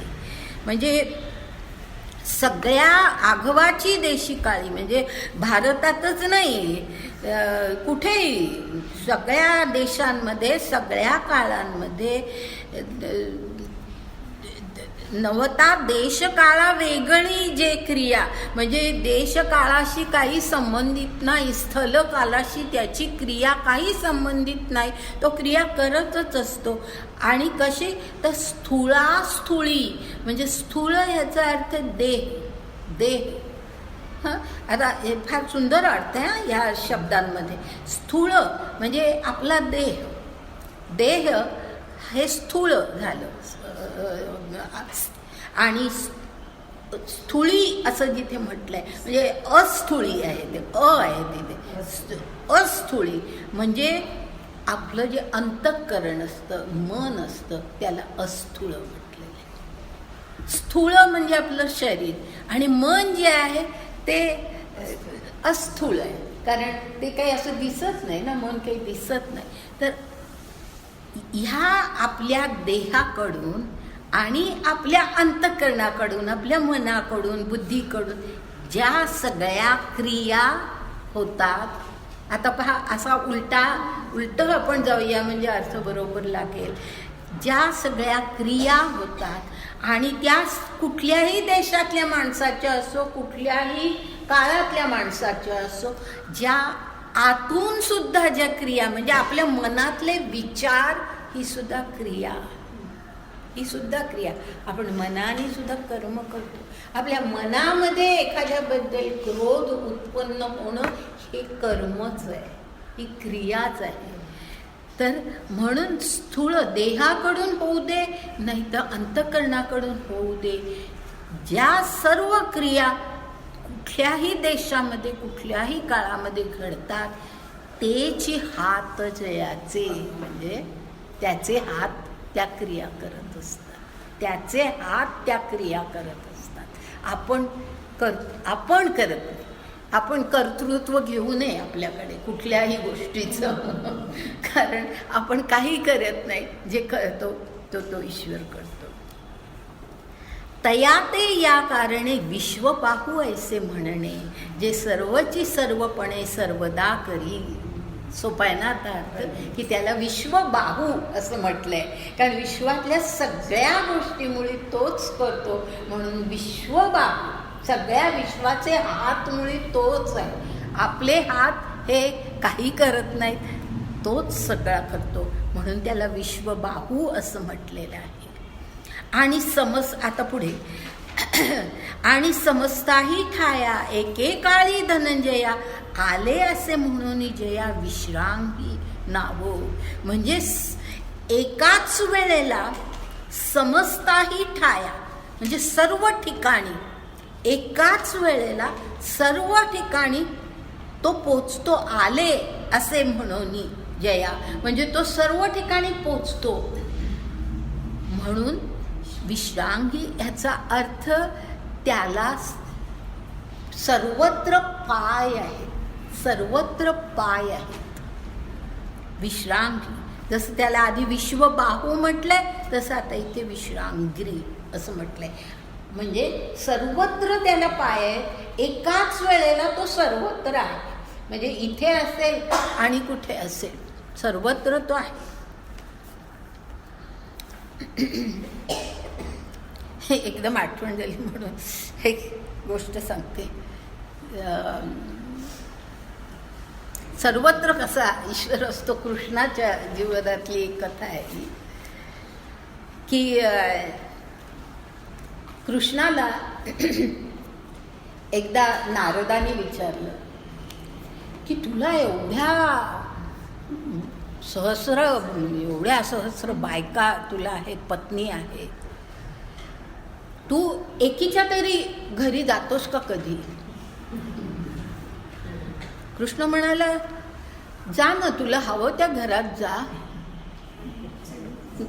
नारद गेले एका घरामध्ये, तिथे त्या स्त्रीबरोबर कृष्ण दिसला. दुसऱ्या घरात गेले, पुन्हा कृष्ण दिसला. हे कथा आहे, कथा, पण हे तेच आहे. जिथे इथे म्हटलंय ना की तो सर्वत्र असतो, तो सर्वत्र पोचतो, ही जी कल्पना आहे. कृष्णाला म्हणून पहा पूर्णावतार म्हटलेलं आहे. कृष्णाला पूर्णावतार म्हणण्याची जी कारणं आहेत ना, त्यातली ही अशी काही महत्त्वाची कारणं आहेत की ईश्वराचं पूर्ण स्वरूप कृष्णामध्ये दिसतं. रामाला मर्यादा पुरुषोत्तम म्हटलंय, कारण राम नेहमी मर्यादेमध्ये राहिलाय. मर्यादांचं उल्लंघन नाही त्यांनी केलेलं, कुठल्याही बाबतीमध्ये तो मर्यादा त्यांनी सोडल्या नाही. पण कृष्ण कसा आहे की सर्व स्वतःच मुळी जगाचा केंद्रबिंदू झाला आणि त्या केंद्रबिंदू भोवती सगळ्या जगातल्या घटना त्यांनी अशा काही फिरवल्या जशा आवश्यक होत्या. संबंध आपण जर कौरव पांडव युद्ध पाहिलं तर असं ते ऐकताना असं वाटतं की काय कृष्णाची काय प्रचंड योजना या सर्वामध्ये आहे. आणि प्रत्येक ठिकाणी तो कसा त्या युद्धामध्ये कसा सहभागी झालेला आहे. तो लढला नाही, त्यांनी शस्त्र हातात घेतली नाही, पण पूर्ण योजना त्याची होती. असा तो पूर्णावतार आहे. पूर्ण ईश्वराचं स्वरूप कृष्णामध्ये दिसतं म्हणून त्याला पूर्णावतार असं म्हणतात. तर असं हे जे आहे की तो सर्व म्हणजे तो त्याचे पाय सर्वत्र एकाच वेळेला सर्वत्र पोचू शकतात, म्हणजे तो पोचू शकतो.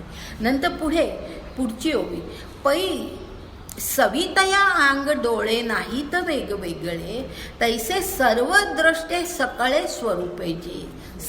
पै म्हणजे अरे बाबा अर्जुना विचार कर, सवितया म्हणजे सूर्याला जसं सूर्याचं अंग वेगळं आणि डोळे वेगळे असं नाही आहे. त्याचं अंग म्हणजेच त्याचे डोळे, कारण तो सर्वत्र पाहतो, सूर्य सर्वत्र पाहतो, तर त्यामुळे त्याला अंग आणि डोळे वेगळे नाहीत. त्याचप्रमाणे जो हा आहे ईश्वर आहे, परब्रह्म आहे, तो कसा आहे, तैसे सर्व दृष्टे सकळे स्वरूपे जे. सर्वत्र तो पाहतो, त्याची दृष्टी सर्वत्र पोचत असते. म्हणून विश्वचक्षु असं त्याला म्हटलंय. विश्वचक्षु म्हणजे सगळ्या विश्वाकडे पाहण्याची दृष्टी ज्याला आहे असा तो. आणि पुढे काय म्हटलंय, म्हणून विश्वचक्षु हा अचक्षुचा ठाई पक्षू बोलावया दक्षू जाहला वेदू.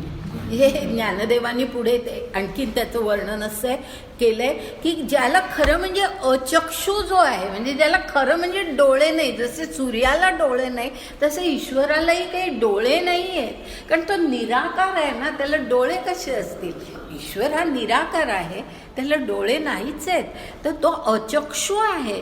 पण तरी सुद्धा वेद म्हणतात की तो विश्वचक्षु आहे. वेद म्हणतात की तो विश्वचक्षु आहे. हे जे त्याच्यातलं राईम जुळण्यासाठी हे सगळे शब्द घातलेत. अचक्षुचा ठाई पक्षू बोलावया दक्षू जाहला वेद. की ते शब्द जुळवलेत त्यांनी ज्ञानदेवानी. काव्य आहे ना हे शेवटी. तर वेद त्याला असं म्हणतात, असा पक्ष घेतात की तो विश्वचक्षु आहे, की जो खरा अचक्षु आहे त्याला वेद मात्र म्हणतात की तो विश्वचक्षु आहे. पुढे जे सर्वांची या शिरावरी, जे नित्य नांदे सर्वापरी, ऐसिये स्थितीवरी विश्वमूर्धा मणिपे. म्हणजे जो सर्वत्र, या ठिकाणी सर्वांची या शिरावरी जे नित्य नांदे सर्वापरी, म्हणजे सर्वांच्या डोक्यावरती तो आहेच. डोक्यावरती याचा अर्थ आपलं मस्तक जे आहे की त्या मस्तकामध्ये म्हणजे बुद्धी आहे किंवा ते आपलं हे काय आपण म्हणतो कुंडलिनी योग वगैरे जे आहे ते जे सगळं त्या शेवटी इथे जे आहे ते सहस्राधार चक्र जे आहे त्याच्यावरती ईश्वर आहे ना, त्याच्यावरती ईश्वर आहे. तर ते तिथपर्यंत आपण पोचलो की त्या ईश्वराची प्राप्ती, तो ईश्वर आपल्याला स्वतःकडे ओढून घेतो, आपल्याला ईश्वराची प्राप्ती होते अशी कल्पना आहे. तर म्हणून सर्वाची या शिरावरी, खरं म्हणजे प्रत्येकाच्या शिरावरती तो आहेच. जे नित्य नांदे सर्वापरी, ऐसिये स्थितीवरी विश्वमूर्धा मणिपे. विश्वमूर्धा म्हणजे ज्याला सर्वत्र मस्तक आहे. मूर्धा ह्याचा अर्थ होतो की ज्याला सर्वत्र मस्तक आहेत असं म्हटलं जातं. म्हणजे हे ना उल्लेख वेदांमध्ये हे सगळे उल्लेख आहेत ईश्वराचे. विश्वमूर्धा. त्यानंतर पुढे पैगा मूर्ती तेची मुख, हुताशनी जैसे देख, तैसे सर्वपणे अशेख भोगते जे. हुताशनी म्हणजे अग्नी. अग्नीला संपूर्ण अग्नी म्हणजे मुखच असतं, बरोबर आहे ना. कुठेही अग्नीच्या ह्या बाजूला त्या बाजूला कडेला मध्ये कुठेही तुम्ही काहीही घाला ते भस्मसात, तो गिळूनच टाकतो. अग्नी गिळून टाकतो म्हणजे ते मुख. अग्नीला, हुताशनीला जसं सर्वत्र मुख आहे, काही तुम्ही त्याच्यामध्ये टाकलं तरी ते गिळून टाकतं, त्याचा भोग घेतो. अग्नी त्याचा भोग घेतो. तसा हा कसा आहे तर ह्याला सर्वत्र मुख आहेत आणि म्हणून अशेख भोगते जे. म्हणजे जगामध्ये ज्या काही सर्व गोष्टी घडतात त्याचा तो भोगता आहे. आणि म्हणून यज्ञ ही जी कल्पना आहे ना गीतेतली, तर यज्ञाचा भोगता कोण. आपण जे समर्पण करायचं यज्ञामध्ये, कर्माचं सुद्धा जे समर्पण करायचं ते कोणाला करायचं तर तो जो ईश्वर, परमेश्वर म्हणजे परब्रह्म, सर्वश्रेष्ठ ईश्वर, त्याला, ज्याला गीतेमध्ये पुढे पुरुषोत्तम म्हटलेलं आहे, तर त्या पुरुषोत्तमाला आपण कर्माचं किंवा आपल्या जीवनाचं समर्पण करायचं असतं. ही यज्ञाची कल्पना आहे. कारण तो भोगता, यज्ञाचा भोगता कोण असतो तर तो परमेश्वर असतो, ही कल्पना आहे. तर म्हणून सर्वपणे अशेख भोगते जे, या लागी तया पार्था विश्वतोमुख हे व्यवस्था आली वाक्पथा श्रुतीची. श्रुती म्हणजे पुन्हा वेद. वेदामध्ये त्याला विश्वतोमुख असं म्हटलेलं आहे की ज्याला संपूर्ण विश्वामध्ये मुख आहे असं. कारण तो भोगता आहे आपल्या सर्व जीवनाचा, आपल्या कर्माचा, सगळ्या घटनांचा तो भोगता आहे. मनामध्ये कदाचित कुठेतरी शंका येत असेल की मग वाईट गोष्टी घडतात त्याचाही तो भोगता आहे का वगैरे. सगळ्याचं स्पष्टीकरण होणार आहे आणि समजा याच्यामध्ये नाही झालं तर आपण नंतर करू.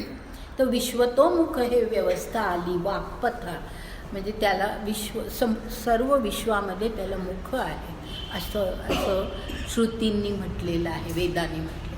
आणि वस्तुमात्री गगन जैसे असे संलग्न, तैसे शब्द जाती कान सर्वत्र जया.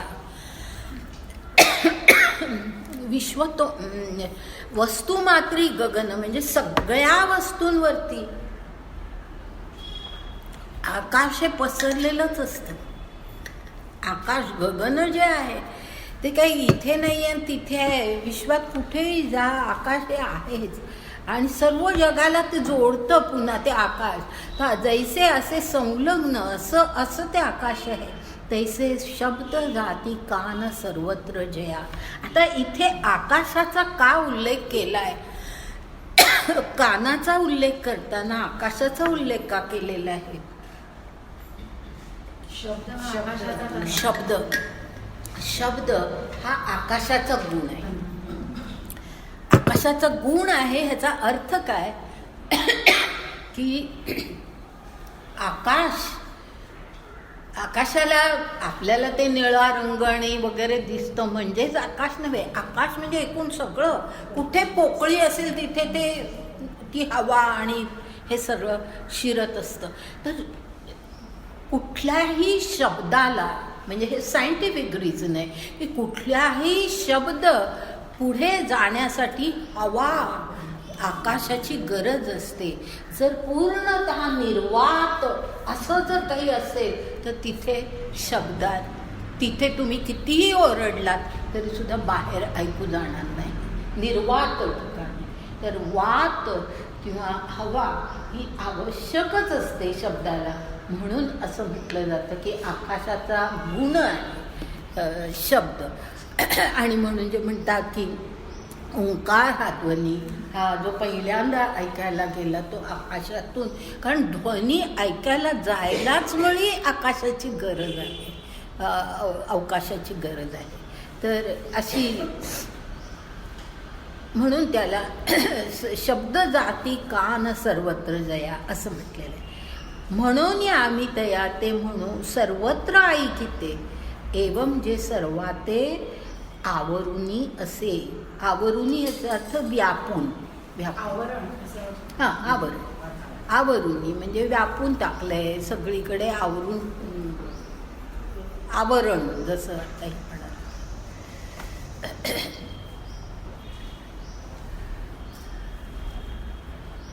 एरवी तरी महामती विश्वचक्षु या श्रुती तयाची ये व्याप्ती रूप केले. अर्जुनाला महामती म्हटलेलं आहे की अर्जुना जो असा हा जो विश्वचक्षु आहे, म्हणजे विश्वामध्ये सर्व ठिकाणी याला दृष्टी आहे, त्याला कान आहेत, अशी जी ज्याची व्याप्ती आहे त्याचं वर्णन आम्ही तुझ्या पुढे केलं आहे. तुला जे काही ईश्वराचं स्वरूप सांगण्याचा माझा प्रयत्न आहे त्याच्यामध्ये असं रूप केलं आहे. म्हणजे जो खरा अरूप आहे, निराकार आहे ना, त्याला काही रूप नाही आहे, पण ते तुला स्पष्ट कळावं म्हणून आम्ही रूप केले. हां, त्याला आम्ही रूप, म्हणजे त्याला कान आहे, त्याला डोळे आहे, त्याला पाय आहेत, त्याला हात आहे. आता रूप निर्माण होतं ना, एक आकार निर्माण होतं आपल्या डोळ्यासमोर. म्हणून अर्जुनाला म्हटलं की तुला समजावं म्हणून आम्ही त्या अचक्षु जो आहे त्याला आम्ही विश्वचक्षु असं म्हणून हे श्रुती, म्हणजे श्रुतीने म्हटलेलं, वेदांनी असं म्हटलं, असं आम्ही रूप केलं, वेदांनी केलं आणि तुलाही सांगण्यासाठी मी त्याप्रमाणे केलं. वाचुनी हस्त नेत्र पाये हे भाष तेथे के आहे, सर्व शून्यत्वाचा न सहाय निष्कर्ष जो. म्हणजे खरं म्हणजे त्याचं रूप कसं, खरं म्हणजे रूपही नाही म्हणता येणार. तो कसा आहे ईश्वर, तर हस्त नाही, नेत्र नाही, पाय नाही, त्याला भाषा नाही, असा तो आहे. म्हणजे तो असा आहे की सर्व शून्यत्वाचा नस आहे निष्कर्ष, म्हणजे शून्यत्वाच्याही पलीकडे. म्हणजे त्याला शून्य आहे असं म्हणणंही कठीण आहे, इतका तो त्याच्या पलीकडे आहे. त्याला काही आपण म्हणूच शकत नाही. आणि म्हणून मी तुम्हाला सांगितलं, अगदी पूर्वी ही नावंही नव्हती, ब्रह्म वगैरे, ही परब्रह्म, ब्रह्म, हे सगळं नंतर आपल्याला दिसतं. त्याच्या आधी फक्त तत् असंच म्हटलेलं आहे. तर ते कसं सांगावं हे अगदी पूर्वी कळतही नव्हतं. तर इतकं ते शून्याच्याही पलीकडे आहे. पण आता असं का सांगावं लागतं, किंवा मी तुला असं का सांगितलं, हे कसं सांगितलं आहे इथे पहा ज्ञानदेवानी. पै कल्लोळा ते कल्लोळे ग्रासी जे तर असे ऐसे कळे, परी ग्रासी ते ग्रासा वेगळे आहे काही. म्हणजे कल्लोळ म्हणजे लाटा, पाण्यावरच्या लाटा. पै कल्लोळा ते कल्लोळे ग्रासित असे ऐसे कळे. आपण जर समुद्राकडे बघत राहिलो तर आपल्याला दिसतं की एक लाट येते, ती दुसरी लाट त्या लाटेमध्ये कुठेतरी विरूनच जाते, ग्रासून टाकते. एक लाट दुसऱ्या लाटेला ग्रासून टाकते असं आपल्याला दिसतं. तर परी ग्रासिते ग्रासा वेगळे आहे काही. ग्रासणारी लाट आणि ग्रासली जाणारी लाट वेगळी आहे का? शेवटी ते पाणीच आहे. मूळ काय आहे? त्याचं स्वरूप पाणीच आहे. म्हणजे ग्रासणारंही वेगळं नाही, ग्रासलं जाणारंही वेगळं नाही, सगळं काही एकच आहे. तैसे साचची जे एक तेथे कै व्याप्य व्यापक परी बोलावया नावेक करावे लागे. म्हणजे खरं काय आहे? तर खरं म्हणजे हे व्याप्य आहे आणि ते व्यापक आहे असं म्हणणं कठीण आहे. की ईश्वराने हे सगळं व्यापून टाकलंय असं म्हणणं म्हणजे ईश्वर झाला व्याप्य, हे जग झालं व्याप्य आणि तो झाला व्यापक असं म्हणणं कठीण आहे. कारण का शेवटी जग म्हणजे सुद्धा तोच आहे.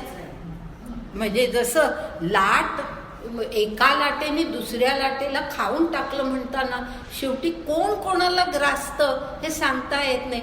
तसंच इथे व्यापक कोण आहे, व्यापक कोण आहे आणि व्याप्त कोण आहे हे सांगणंच मोठं कठीण आहे. असं म्हणजे कारण हे सगळं एकच आहे, एकमेवा द्वितीय. हे जे उपनिषदामध्ये म्हटलेलं आहे तीच सत्य गोष्ट आहे की तेच आहे. विश्व म्हणजे सुद्धा तेच आहे, व्यापणाराही तोच, व्याप्त झालेलाही तोच. म्हणजे ह्यामध्ये काहीच खरं म्हणजे फरक नाही. पण ते बोलावया नावेक करावे लागले. म्हणजे तू समजावून सांगताना, एखादी गोष्ट समजावून सांगताना ते वेगळ्या प्रकारे सांगावं लागतं की हा व्याप्त आणि तो व्यापक हे वेगळं सांगावं लागतं. कारण दुसऱ्याला समजलं पाहिजे म्हणून असे वेगळ्या प्रकारे सांगावं लागतं. बोलावया नावेक करावे लागे. आणि ते कसं पुढे पै शून्य जे दावावे जाहले ते बिंदुलेख पाहिजे केले. तैसे अद्वैत सांगावे बोले ते द्वैत कीजे. म्हणजे काय सुंदर ओवी आहे बघा. काय की एक शून्य आहे असं सांगायचं असेल तरी शून्य दाखवायला आपण एक बिंदू तरी काढतो, काहीतरी आकृती काढतो, नाही तर समजणार कसं शून्य म्हणून. खरं शून्य म्हणजे काही नाही, शून्य म्हणजे काही नाही, पण ते दाखवायला तरी एक बिंदूला तरी लागतं.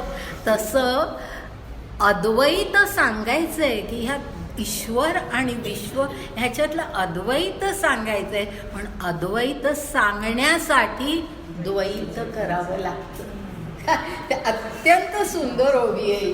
अद्वैत सांगण्यासाठी द्वैत करावं लागतं. त्याला आपल्यासारखे डोळे आहेत म्हणावं लागतं, पाय आहे म्हणजे जे अरूप आहे त्याला रूप द्यावं लागतं तरच आपल्या डोळ्यासमोर ते येतं. आणि म्हणून पहा, नुसतंच आपण निर्गुण ईश्वराची भक्ती करायची म्हटली तर ती फार कठीण आहे. निर्गुण ईश्वर आपल्या डोळ्यासमोर काहीच नाही, त्याची भक्ती ही करणं फार कठीण आहे. खरं म्हणजे सर्वात श्रेष्ठ भक्ती ती आहे, परंतु ती करणं फार कठीण आहे.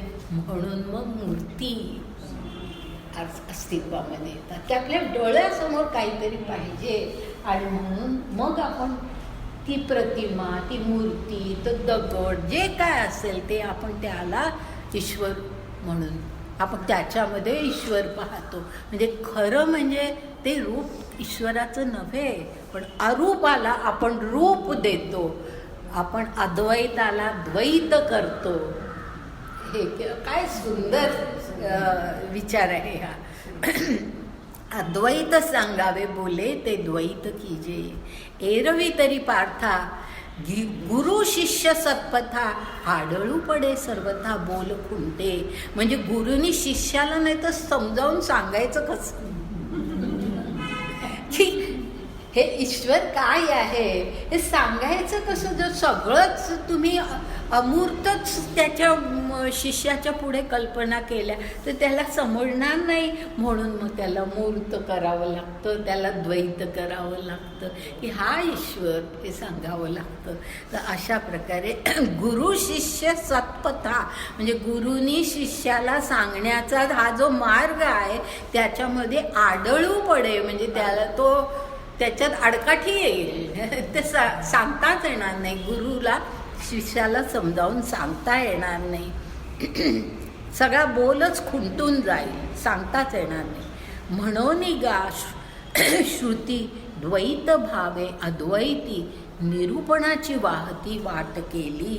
म्हणजे म्हणून श्रुतीने म्हणजे वेदांनी द्वैत भावे अद्वैती निरूपणाची वाहती वाट केली. काय सुंदर आहे की अद्वैतच सांगायचं आहे श्रुतींना, परंतु त्यांना द्वैत भाव निर्माण करून अद्वैत सांगावं लागलं. अशा प्रकारे समजावून लागलं. आता थोडंसं घ्यायचं.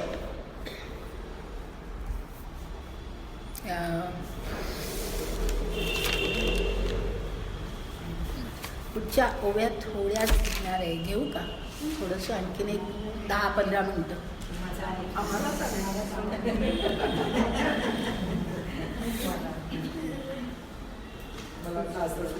तुम्ही म्हणाला ते तत्वज्ञान आहे आणि थोडंसं क्लिष्ट आहे पण इतकं छान वाटतंय.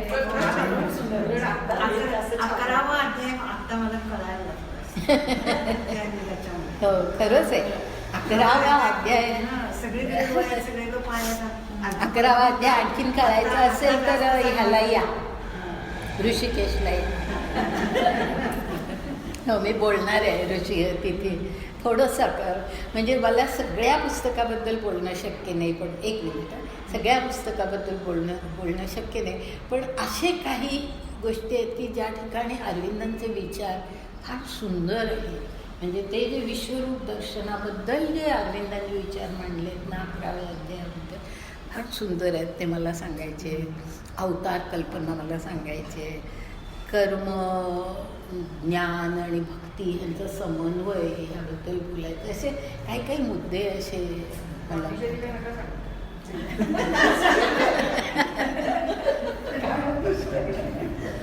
काय जपानमध्ये जी देवळं आहे तिथे फक्त मूर्तीच्या जागी आरसा आहे आणि तुम्ही तिथे जाता आणि दर्शन दिलं तेव्हा तुम्ही स्वतःलाच बघता. गाईड सांगत होते ते शिंडो हे जे आहेत ना टेम्पल्स त्याच्यामध्ये गाभाऱ्यामध्ये आरसा. अच्छा म्हणे if you are happy god happy, if you are sad god. आणि झाडं ठेवलेली असतात. फार सुंदर कल्पना. झाडं सगळी त्या जपानमध्ये झाडं बघायची. देव नाहीच, मूर्ती नाहीच. नाही मूर्ती नाहीच आहे ना, कारण बुद्ध धर्म किंवा त्यांच्यात त्या ह्याच्यामध्ये त्याचं खरं हे काय आहे माहिती का? म्हणजे आता विषय निघाला म्हणून आपण पाहिजे तरी त्याचं हे नंतर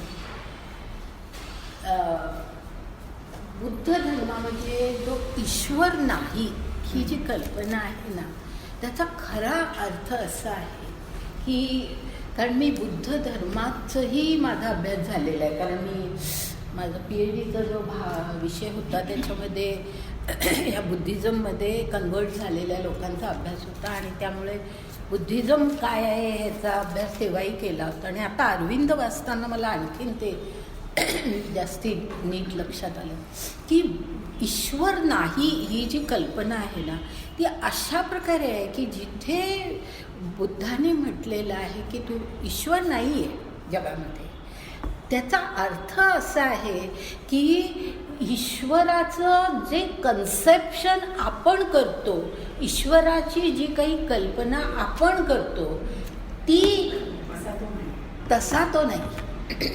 हे बुद्धाला सांगायचं की आपल्या कल्पनेतला ईश्वर मग तो मूर्तीमध्ये आपण मानतो. मग त्याला आता हे जसं म्हटलं नाक डोळे कान असं सगळं कळण्यासाठी आपण त्या सगळ्या गोष्टी आणतो.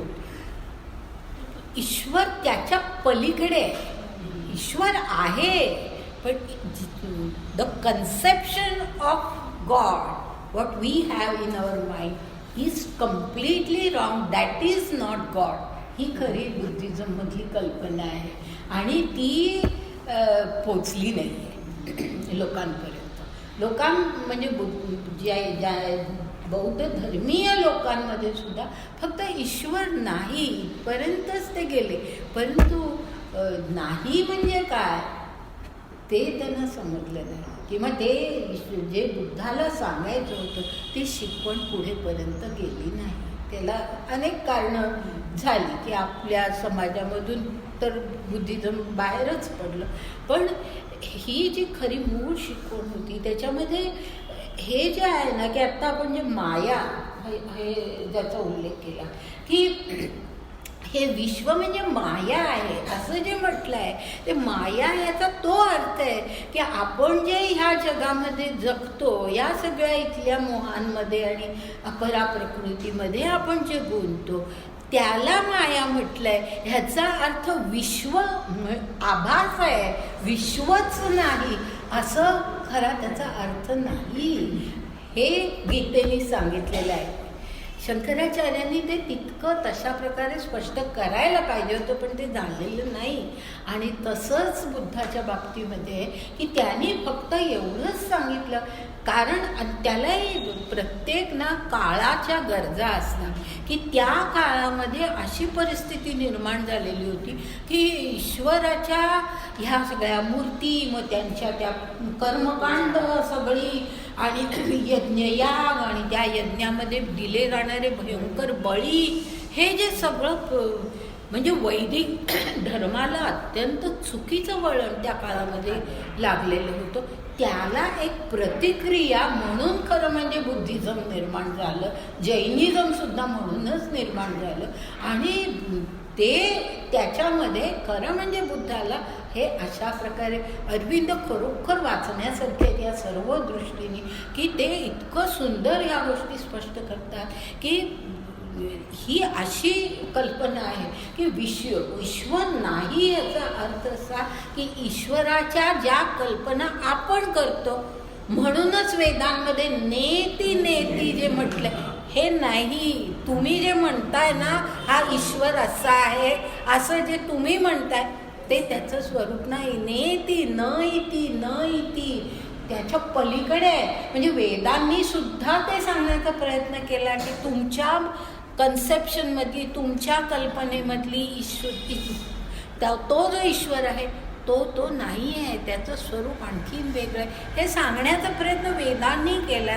तोच खरं म्हणजे बुद्धांनीही केला, परंतु बुद्धाचे हे विचार पूर्णतः पोचले नाहीत. आणि त्यामुळे आज बौद्ध धर्म जिथे आहे तिथे ईश्वर नाही ही कल्पना आहे. आता त्यातून आता जे काही तुम्ही सांगता ते चांगलं आहे की आरशामध्ये आपणच आपल्यातच आहे ना ईश्वर. त्यांचा ते बुद्धिझम आणि सिंथोझिझम असे दोन प्रकार आहेत. नाही ते तर आहे, ते तर आहेच. जे बुद्धिझम आहे नाही त्याच्यात खूपच आहे, दोनच नाही आहे. कन्फ्युजन हा तर त्यांचा पहिला मूळ धर्म तो, तिथून ते पुढे ते शिंटो आणि याच्याकडे वळले आणि मग ताओ, शिंटो आणि मग तोपर्यंत बुद्धिझम नंतर तिथे पोचले. खूप मोठा तो प्रक्रिया खूप मोठी आहे. पण ती जी आहे ती त्याच्यामध्ये मूळ हे असं आहे की निदान आता जर समजा असं असेल की तिथे आरसेच ठेवलेत, पूर्वी हे नव्हतं. पूर्वीची जी काही तिथली देवालयं आहेत, देवालय टेम्पल्सच म्हणतात, तिथल्या टेम्पल्समध्ये बुद्धाची मूर्ती असते. ती बुद्धिस्ट टेम्पल्स आहेतच, बुद्धाची मूर्ती आहेतच. पण हे शिंटो टेम्पल्स जे आहेत ना तिथे आरसे बुद्धाचे आहेत, बुद्धिस्ट टेम्पल्स आहेत. कारण मग शेवटी हेच होतं ना की देव नाही म्हटलं तरी तुम्हाला काहीतरी एक मूर्त रूपामध्ये पाहिजे असतं. भारतातून बुद्धिझम बाहेर जाण्याला एक फार महत्त्वाचं कारण हे घडलं की मूर्त स्वरूपामध्ये जर देवच नाही असं तुम्ही म्हणालात तर मग माणसानं ते पटणं मोठं कठीण आहे. निर्गुण ईश्वराची भक्ती करणं कठीण आहे. माणसानं काहीतरी समोर पाहिजे. मग बुद्धिझम नको. पहिल्यांदा ज्यांनी बुद्धिझम स्वीकारलं त्यांनी सुद्धा नंतर त्याचा त्याग केला. हा आपला इतिहास आहे. आणि अशा प्रकारे बुद्धिझम नंतर मग आणि अर्थात ते बाहेर पडण्यासाठी प्रयत्नही केले. तर अशा प्रकारे म्हणजे पण बाहेर जे पडलं तिथे सुद्धा बुद्धिस्ट टेम्पल्समध्ये माझे विद्यार्थी होते खूप थायलंडमधले. युनिव्हर्सिटीमध्ये मी जेव्हा शिकवत होते त्यावेळेला माझे खूप विद्यार्थी थायलंडमधले होते आणि ते मॉन्क्स होते. म्हणजे ॲक्च्युली ते तसं तो भगवं सगळं घालून वर्गात येऊन बसायचे आणि ते इतका मोठा ग्रुप होता आणि ते सगळे म्हणजे ते बुद्धिझमचं जे स्वरूप मी ज्या वेळेला समजावून सांगितलं वर्गामध्ये त्यावेळेला ते सगळे इतके खुश झाले होते की त्यांना असं वाटलं की ही बरोबर सांगते आहे की जे आमच्या धर्माचं स्वरूप आहे. आणि थायलंडमध्ये जे आहे तो ओरिजिनल जो बुद्धिझम आहे तो थायलंडमध्ये अजून अस्तित्वात आहे. बाकी ठिकाणी त्याच्यामध्ये फरक पडत गेले. तर पण बुद्धिस्ट टेम्पल्स जी निर्माण झाली त्याच्यामध्ये ती मूर्ती बुद्धाची गॉड नाही तर निदान बुद्ध. आपल्याकडे काय झालं की आज जे बुद्ध ज्यांनी बौद्ध धर्म स्वीकारला तर बुद्ध तर हे फारसं नाही म्हणजे असते बुद्धाची मूर्ती पण त्याच्या पलीकडे आंबेडकरांना ईश्वर करून टाकलं. म्हणजे तुम्ही डेइफिकेशन म्हणता ते डेइफिकेशन होतं. जिथे तुम्ही देव नाहीये म्हणून सांगता तिथेच डेइफिकेशन केलं जातं. देवत्व आणलं जातं माणसाला किंवा कशाला देवत्व आणलं जातं. ही परिस्थिती निर्माण होते. तर बुद्धिझम हे खरं हे असं तत्व त्याचं असं आहे की तुमच्या कन्सेप्शनमधलं जे गॉड आहे तसा गॉड नाही. आणि तेच वेदांनी सांगितले. नेती म्हणण्याचा खरं म्हणजे तो अर्थ आहे की तुम्ही म्हणता ना की हे असं असं नाही पर्यंत आलं नाही. आता सुद्धा जे सांगितलं हां तसंच तर ते